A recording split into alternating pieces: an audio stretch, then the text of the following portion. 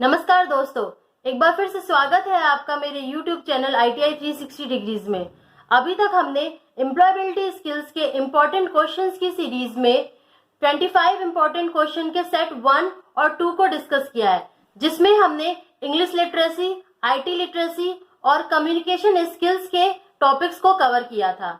और आज हम डिस्कस करेंगे एम्प्लॉयबिलिटी स्किल्स के 25 इम्पोर्टेंट क्वेश्चन के सेट नंबर 3 के बारे में, जिसमें हम कवर करेंगे entrepreneurship skills, productivity, occupational safety, health and environment education, labour welfare legislation and quality tools के इम्पोर्टेंट क्वेश्चंस के बारे में। तो मेरे साथ इस वीडियो के अंत तक बने रहिए। चलिए स्टार्ट करते हैं।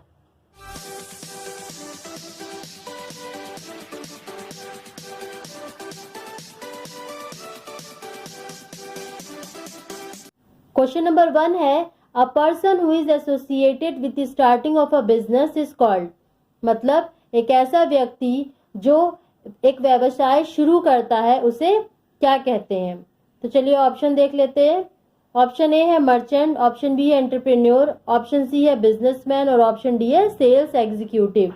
तो इसका सही आंसर है ऑप्शन बी, एंटरप्रेन्योर। एंटरप्रेन्योर या उद्यमी एक ऐसा व्यक्ति होता है जो अपना एक नया बिजनेस या व्यवसाय शुरू करता है, उसे एंटरप्रेन्योर कहते हैं।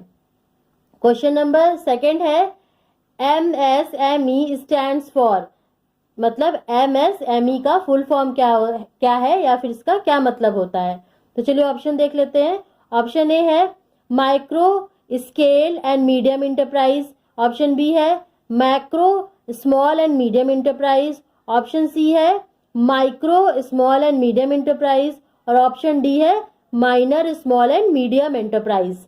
तो इसका सही आंसर है option C, micro small and medium enterprise.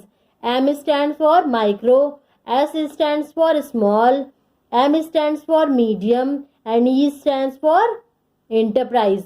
तो MSME stand for micro small and medium enterprise. चलिए अब हम जान लेते हैं MSME क्या होता है।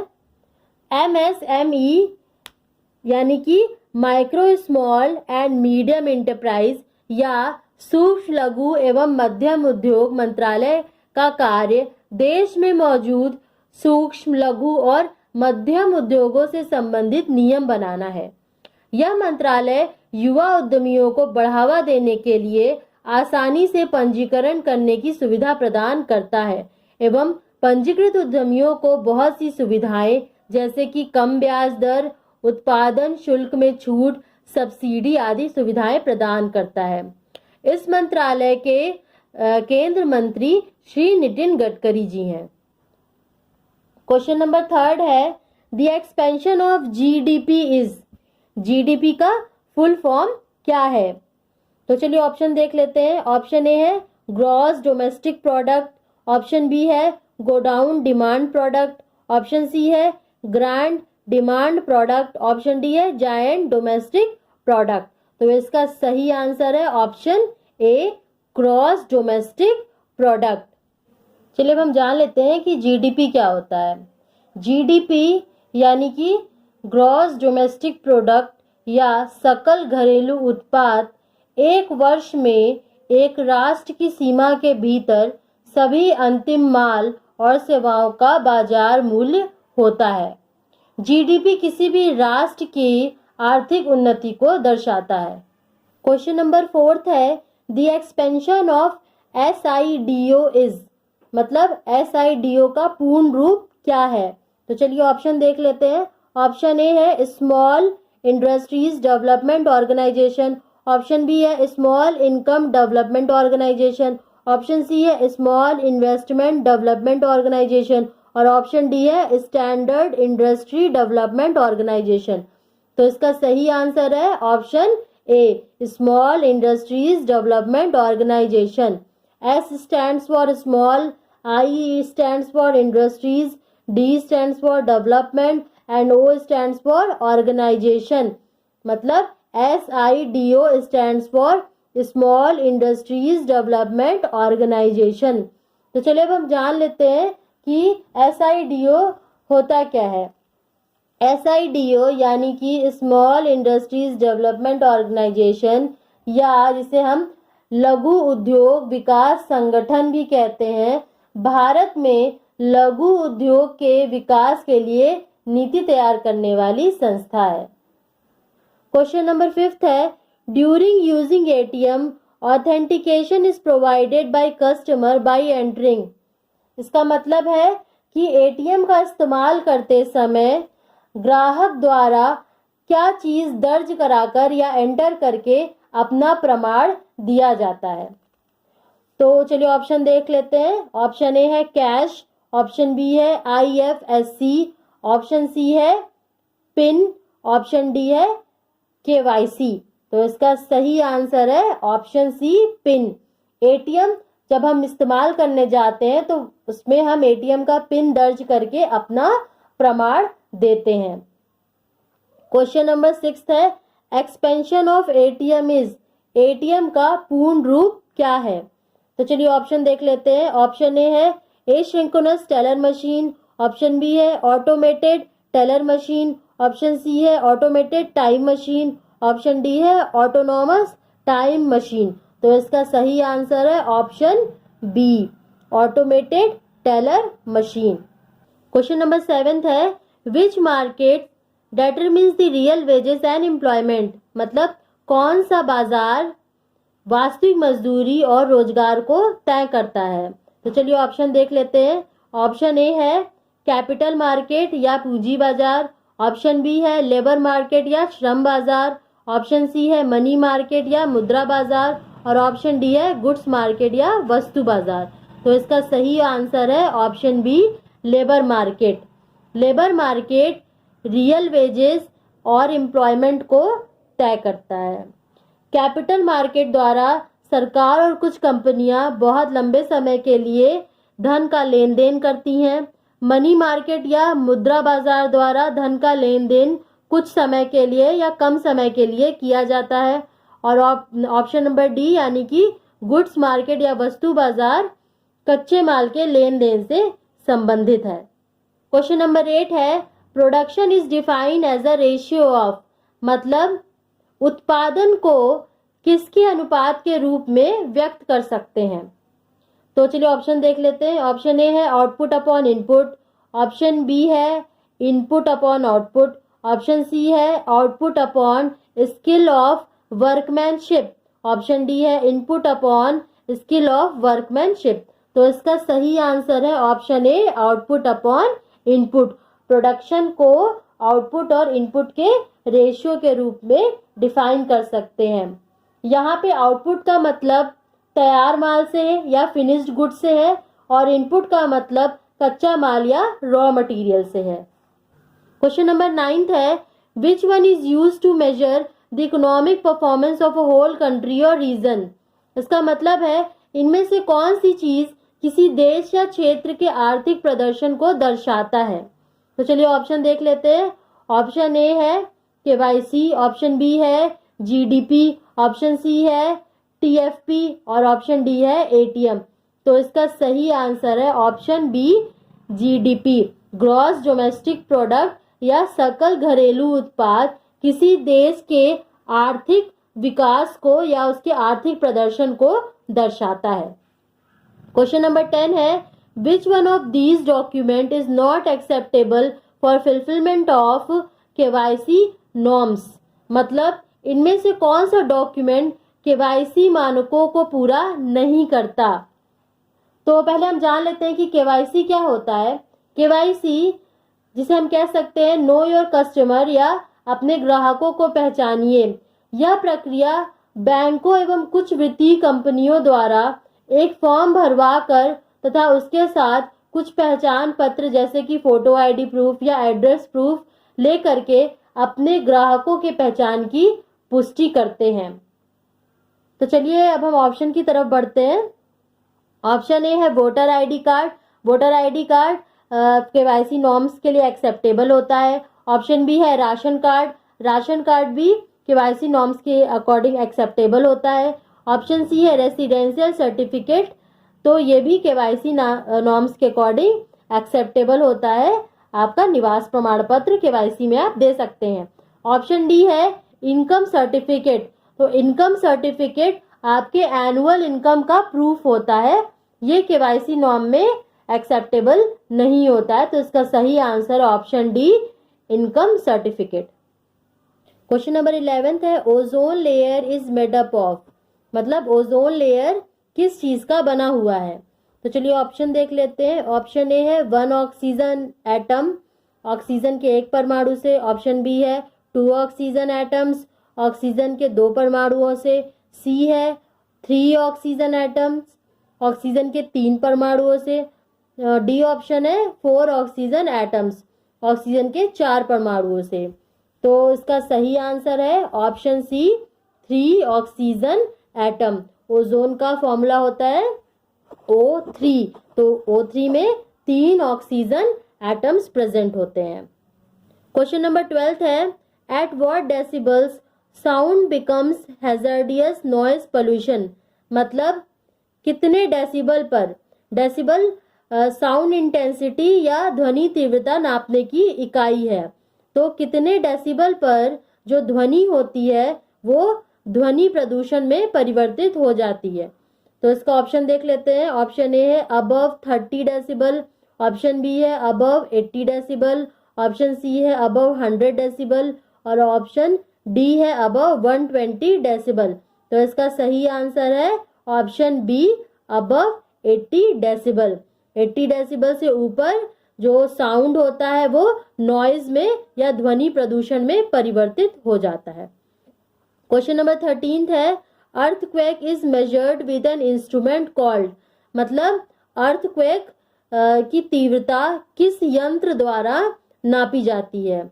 तो चलिए ऑप्शन देख लेते हैं। ऑप्शन ए है टेलीग्राफ, ऑप्शन बी है सिस्मोग्राफ, ऑप्शन सी है ऑसिलोग्राफ, ऑप्शन डी है बारग्राफ। तो इसका सही आंसर है ऑप्शन बी सिस्मोग्राफ। सिस्मोग्राफ द्वारा अर्थक्वेक की इंटेंसिटी या उसकी तीव्रता नापी जाती है। क्वेश्चन नंबर 14 है head production is done through. मतलब सिर की सुरक्षा किसके द्वारा की जाती है, क्या पहन के की जाती है। तो चलिए ऑप्शन देख लेते हैं। ऑप्शन ए है हेलमेट, ऑप्शन बी है गॉगल्स, ऑप्शन सी है ग्लव्स, ऑप्शन डी है मास्क। तो इसका सही आंसर है ऑप्शन ए हेलमेट। हेलमेट पहनकर हम अपने सर की सुरक्षा करते हैं। ऑप्शन बी यानी कि गॉगल्स, गॉगल्स पहन के आंखों की सुरक्षा की जाती है। ग्लव्स पहन करके हाथों की सुरक्षा की जाती है और option D mask mouth cover करने के लिए पहना जाता है। क्वेश्चन नंबर 15 है which one is a non renewable energy resources. मतलब इनमें से कौन गैर नवीकरणीय ऊर्जा स्रोत है। तो चलिए हम पहले जान लेते हैं कि नॉन रिन्यूएबल एनर्जी सोर्सेज क्या होते हैं। ऐसे संसाधन जो एक बार उपयोग होने पर नष्ट हो जाएं तथा उनका नवीकरण ना हो सके उसे गैर नवीकरणीय संसाधन कहते हैं, जैसे कि कोयला, पेट्रोलियम, प्राकृतिक गैसें इत्यादि। तो चलिए अब हम ऑप्शन की तरफ बढ़ते हैं और देख लेते हैं ऑप्शन में क्या क्या दिया हुआ है। ऑप्शन ए है सोलर, ऑप्शन बी है कोल, ऑप्शन सी है मीथेन और ऑप्शन डी है हाइड्रो इलेक्ट्रिक। तो इसका सही आंसर होगा ऑप्शन बी कोल। कोल यानी कि कोयला एक गैर नवीकरणीय ऊर्जा स्रोत है। सौर ऊर्जा, मीथेन एवं जल से उत्पन्न होने वाली बिजली एक नवीकरणीय ऊर्जा स्रोत है। क्वेश्चन नंबर 16 है which one of the following is not part of 3R। इनमें से कौन सा 3R का एक भाग नहीं है। तो चलिए पहले हम जान लेते हैं कि 3R क्या होता है। The 3R's rule is used to cut down on the amount of waste we throw away। तब सिंपल लैंग्वेज में 3R रूल का प्रयोग किसी भी मटेरियल की कम से कम बर्बादी हो सके इसके लिए करते हैं। 3R रूल में रिड्यूस, रीयूज और रिसाइकल इंक्लूडेड है। तो चलिए पहले ऑप्शन देख लेते हैं। ऑप्शन ए है रिड्यूस, ऑप्शन बी है रिसाइकल, ऑप्शन सी है रीजनरेट और ऑप्शन डी है रीयूज। तो जैसा अभी हमने देखा है कि 3R का मतलब होता है reduce, recycle and reuse.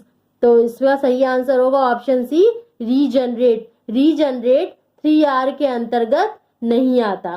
Question number 17 है, which one is the main green house gas responsible for global warming. मतलब इसमें से कौन सी green house gas global warming के लिए जिम्मेदार है। तो पहले हम जान लेते हैं कि ग्लोबल वार्मिंग क्या होता है।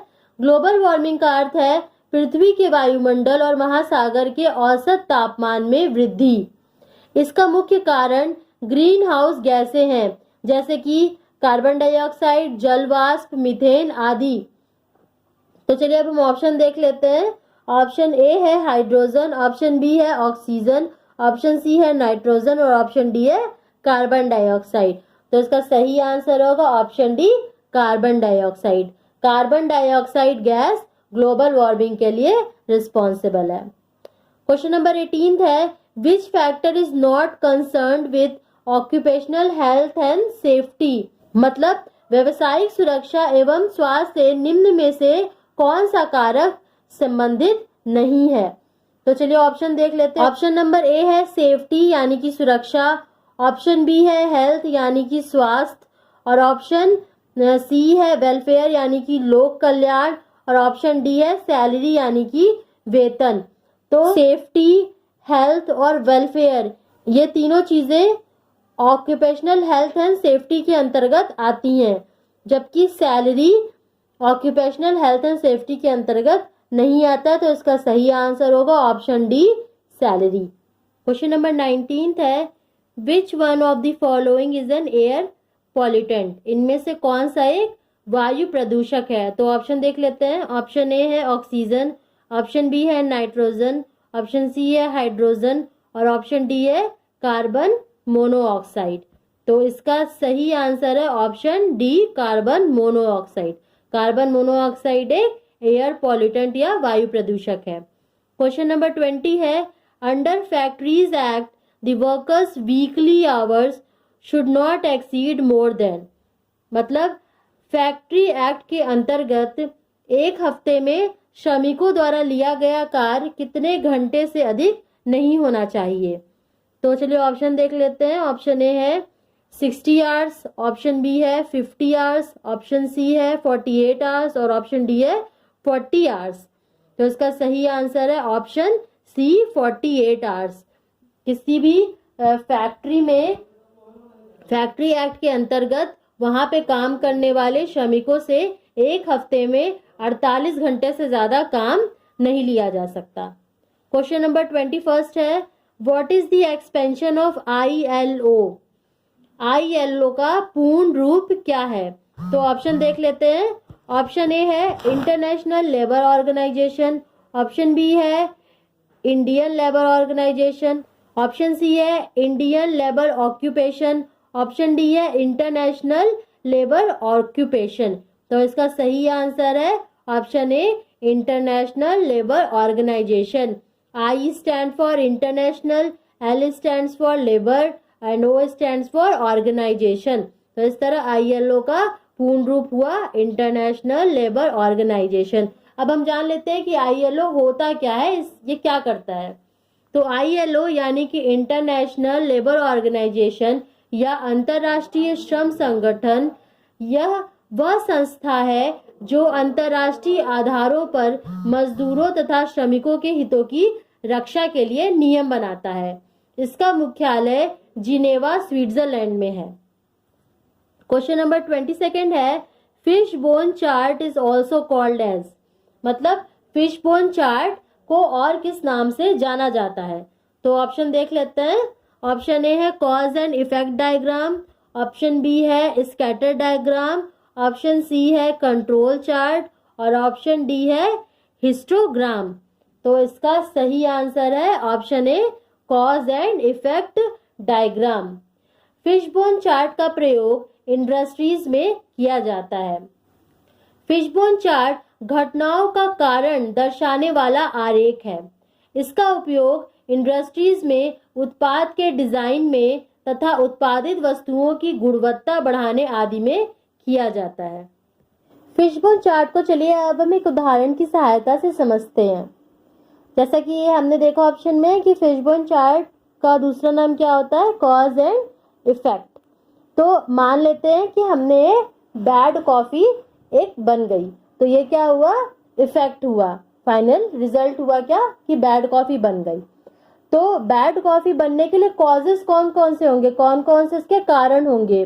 तो या तो जो पीपल हो सकते हैं कारण, जिसने कॉफी बनाया है वो कारण हो सकता है, उसने ठीक तरह से ना बनाई हो, या फिर प्रोसीजर कारण हो सकता है कि या फिर उसने जो तरीके से जो तरीका अपनाया हो वो सही ना हो, या फिर मटेरियल उसने अच्छी कॉफी यूज ना की हो, या फिर अधिक मात्रा में कॉफी ले लियो, कम मात्रा में कॉफी ले लियो, ये कारण हो सकता है, या फिर इक्विपमेंट्स, उसने सही इक्विपमेंट यूज नहीं किया हो। तो फिर इस तरह से क्या होगा कि कोई भी एक चीज अगर किसी भी फैक्ट्री में परफॉर्म हो रही है, फिर कोई गलत रिजल्ट आ रहा है, तो उसके पीछे कौन कौन से कारक हो सकते हैं, इसको फिशबोन चार्ट द्वारा हम जान सकते हैं। क्वेश्चन नंबर 23 है, in PDCA cycle P stands for, मतलब पीडीसीए साइकिल में पी का क्या मतलब है। तो चलिए पहले हम समझ लेते हैं कि पीडीसीए साइकिल क्या होता है।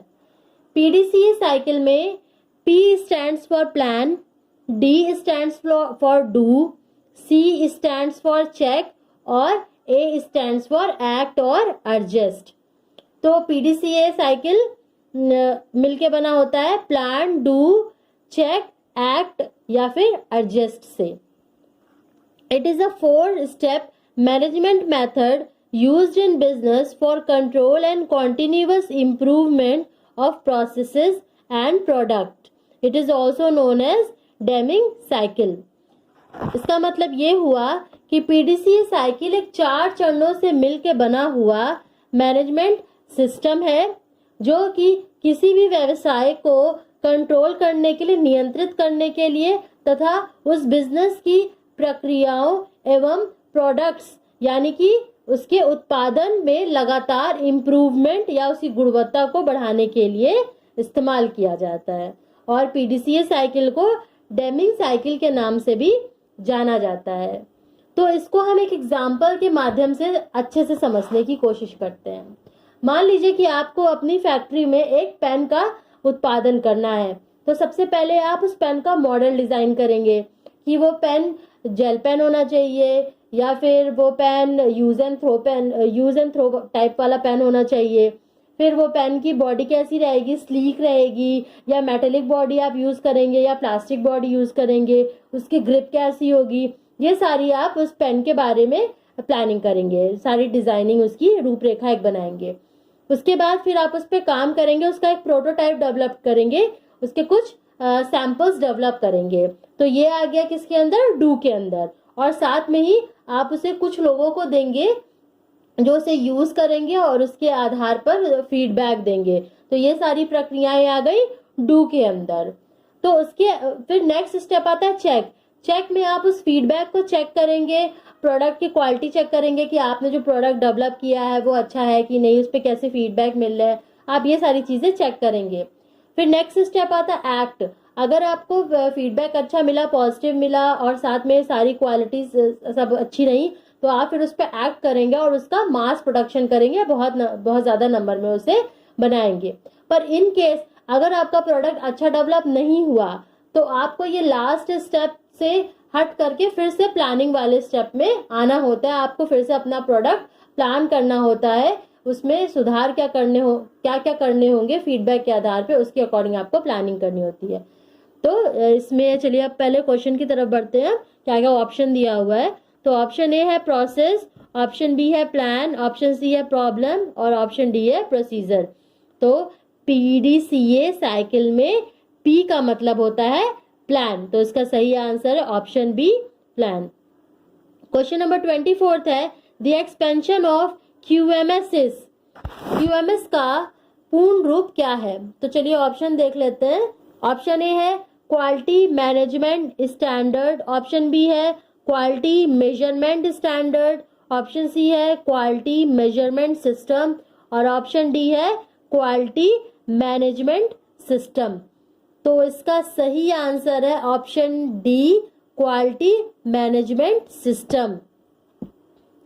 क्यूएमएस यानी कि क्वालिटी मैनेजमेंट सिस्टम, यह एक ऐसी गतिविधियों का सेट होता है जो किसी प्रोडक्ट की गुणवत्ता को नियंत्रित करता है ताकि वह प्रोडक्ट कस्टमर को सेटिस्फाई कर सके, मतलब कस्टमर की आवश्यकता के अनुसार हो। क्वेश्चन नंबर 25 है दी पीडीसीए मीन्स, मतलब पीडीसीए का फुल फॉर्म क्या है। तो ये तो अभी हमने पढ़ा है थोड़ी देर पहले, तो इसका देख लेते हैं क्या क्या ऑप्शन दिया हुआ है। ऑप्शन ए है plan develop control and act, option B है plan do check act, option C है plan develop check act, option D है प्लान डू कंट्रोल एक्ट। तो इसका सही आंसर होगा option B, plan do check and act. तो दोस्तों ये थे आज के 25 इंपॉर्टेंट क्वेश्चन। आज की इस वीडियो में आपने कितना सीखा, इसका 100 मूल्यांकन आप एक टेस्ट के द्वारा कर सकते हैं, जिसका लिंक मैंने डिस्क्रिप्शन बॉक्स में भी दे दिया है, और साथ में आप आई बटन पे क्लिक करके भी वहां से इस टेस्ट को एक गूगल फॉर्म के रूप में दे सकते हैं। मेरा अगला वीडियो भी इन्हीं टॉपिक्स के इंपॉर्टेंट क्वेश्चंस के बारे में होगा। तो अगर आपने मेरे चैनल को सब्सक्राइब नहीं किया है तो मेरे चैनल को जरूर सब्सक्राइब कर लें और बेल आइकन को प्रेस करना ना भूलें। धन्यवाद।